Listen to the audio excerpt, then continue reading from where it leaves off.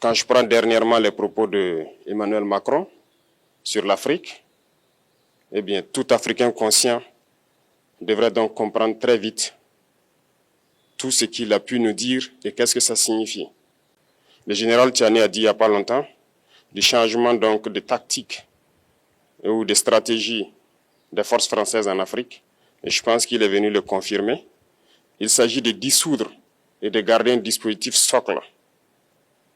Et Emmanuel Macron l'a si bien dit qu'on ne peut que le remercier pour cette sincérité. Même si certains ont voulu mettre la poudre aux yeux de leur population, mais la réalité finit par rattraper aussi. Ils ne partiront pas de certains pays. Ils ont juste dissous le dispositif. Vous ne les verrez plus dans des bases, mais dans les ambassades, ils seront là. Ils vont constituer des sociétés de sécurité pour sécuriser leurs sociétés qui existent dans ces pays-là. Mais les soldats seront là. Mais vous ne les verrez plus en tenue ou rassemblés dans des bases. C'est tout ce que ça veut dire. Ils vont se réorganiser, mais seront là. Il a parlé de politesse vis-à-vis de certains chefs d'État en leur donnant la primauté d'annoncer donc la rupture ou le départ des forces françaises. Ça nous importe peu, on peut dire. Mais tout ce que nous savons, c'est que si vous voulez une rupture avec ces forces impérialistes, c'est simple, on dénonce les accords. Tout commence par là-bas. Et je pense que l'exemple du Tchad, en tout cas, est palpable. Ils ont commencé par dénoncer les accords. Sinon, si on ne dénonce pas les accords, juste dire que les bases quittent, on n'a rien fait.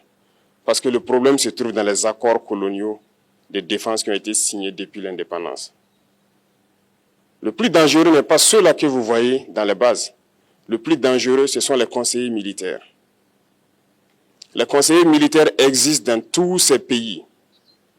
Ils ont existé au Burkina aussi jusqu'en fin 2022, jusqu'à ce que nous prenions nos responsabilités. Et qui sont ces conseillers militaires? C'est ceux-là qui sont censés mettre en pratique la politique de la France ici. Ils doivent travailler à rendre nos armées très faibles pour que la France puisse toujours avoir l'argument d'exister ici. Sous Blaise Compaoré, ils avaient réussi. Nos sentinelles prenaient donc la garde avec des bâtons. C'est ça que la France veut de nos armées. Lorsque nous arrivons à cette étape, nous n'avons pas le choix que de vouloir qu'ils viennent s'installer. Mais l'armée burkinabé a réussi à un moment donné à se débarrasser des conseillers militaires. Malheureusement, je pense qu'en 2019, après l'opération Otapouanou, où ces Français ont vu que l'armée burkinabé avait encore une capacité de réagir au terrorisme, ils ont appelé le chef d'état-major en France, ils l'ont instruit de reprendre les conseillers militaires dans toute la structure. Eh bien, il n'a pas accepté, mais au retour au pays, les politiques l'ont instruit d'accepter les conseillers militaires. Et c'est là que les conseillers militaires sont revenus dans l'armée burkinabé en 2019. Avec toutes les conséquences qu'on connaît, l'armée était en train de disparaître dans les années 2020-2021. Et d'ailleurs, c'est le moment où beaucoup de militaires ont dû déserter parce qu'il n'y avait plus d'espoir. On était en train de s'effondrer. Voilà un peu comment ils travaillent. À l'état-major général des armées, dans tous les états-majors d'armée, dans les écoles, c'est eux qui sont censés nous dicter la politique de notre armée. C'est eux qui nous disent combien recruter, quand recruter et qu'est-ce qu'il faut en faire. Ils sont dans les écoles pour nous dire comment il faut les former et ainsi de suite. Tant que ces conseillers militaires sont là, vous n'êtes pas indépendant. Votre armée aura juste l'apparence d'une armée qui sera là en train de faire des parades, du cirque. Mais lorsque viendra la guerre, vous vous rendrez compte que la parade, c'est une chose, mais la guerre, c'est une autre chose. Il faut rompre les accords. C'est la seule façon d'avoir une armée indépendante et se construire, être fort.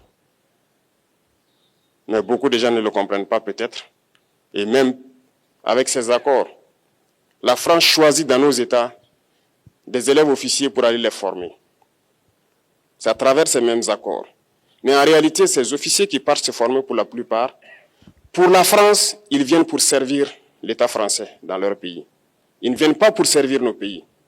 Ils les forment pour qu'ils viennent servir les intérêts de l'État français. J'en veux pour preuve. Lorsque nous nous sommes révoltés, beaucoup d'officiers au Burkina qui ont été formés en France ont été immédiatement contactés pour leur dire que c'est le moment de se mettre en action parce que vous avez été formés pour ça, pour servir les intérêts de la France. La plupart de ces officiers nous ont rendu compte. Nous avons pris acte et nous continuons de suivre.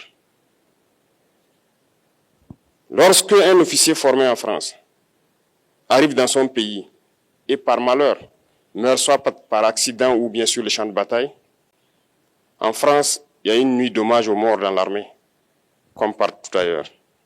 À la nuit d'hommage aux morts, on cite le nom de l'officier en question et on dit « mort pour la France ». Il ne le forme pas pour servir son pays, il le forme pour servir leur État. Et dans beaucoup d'États africains, il y en a plein de ces officiers. Combien sont patriotes, Dieu le sait. C'est une leçon que Emmanuel Macron a donnée encore aux chefs d'État africains, de se rattraper et de pouvoir vraiment mener cette lutte contre l'impérialisme. Mais en plus de ça, il a aussi insulté tous les Africains dans ses propos. Il y a une partie qui a retenu mon attention, là où il parlait d'ingratitude. Et que l'ingratitude est une maladie non transmissible aux humains. Lui, il est humain, notre ingratitude n'est pas transmissible à lui. Voilà comment ce monsieur voit l'Afrique, voit les Africains. Nous ne sommes pas des humains à ses yeux. Peut-être que c'est lui qui n'est pas humain, il ne se met pas dans la classe des humains. Mais s'il y a bien un ingrat, c'est bien lui. Je pense que s'il n'est pas athée et qu'il prie, à chaque matin qu'il se réveille et qu'il prie, il devrait aussi prier les Africains. Parce que c'est grâce à nos ancêtres qu'il existe aujourd'hui une France. Il devrait nous prier. À ses yeux, nous ne devons pas être des humains, nous sommes plus que des humains. Ce sont des messages très forts qu'il passe. Moi, je pleure le peuple français. Mais quand même, il est bien pour l'Afrique. Il est un mal nécessaire pour nous. Ceux qui veulent se réveiller, se réveillent. Ceux qui ne veulent pas se réveiller, comme on le dit, on ne peut pas réveiller quelqu'un qui ne dort pas. Les Africains doivent se réveiller.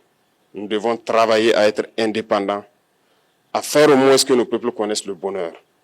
Et la lutte contre l'impérialisme, c'est ça.